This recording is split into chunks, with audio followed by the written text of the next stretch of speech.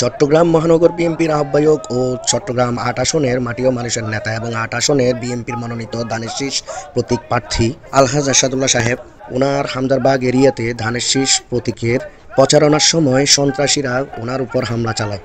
এতে আসাদুল্লাহ সাহেব গুলিবিদ্ধ হন। বৃহস্পতিবার ৬ নং পূর্ব ১৬ ওয়ার্ড আরাফাত রহমান কুকু স্মৃতি সংসদের সকল নেতৃবৃন্দ প্রতিবাদ মিছিল করেন।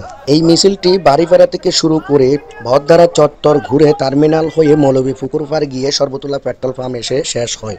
এতে বক্তব্য রাখেন দলটির সাংগঠনিক সম্পাদক মোহাম্মদ রুবেল, আমাদের জাতীয়তাবাদী চট্টগ্রাম মহানগরের আহ্বায়ক আসাদুল্লাহ ভাই ও চট্টগ্রাম ৮ আসনের মাটি ও মানুষের নেতা বিএনপির মনোনীত প্রার্থী আসাদুল্লাহ ভাইয়ের যেই হামলা হয়েছে গতকালকে, গুলিবিদ্ধ হয়েছে সন্ত্রাসীদের আঘাতে, আমরা আরাফাত রহমান কুকু স্মৃতি সংসদের থেকে আমরা তীব্র নিন্দা জানাচ্ছি।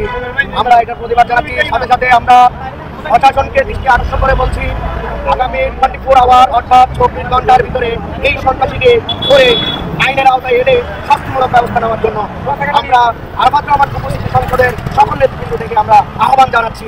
বাংলাদেশ জিন্দাবাদ, বাংলাদেশ জাতীয়তাবাদী দল বিএনপি জিন্দাবাদ, আরাফাত রহমান কুকু স্মৃতি সংসদ জিন্দাবাদ।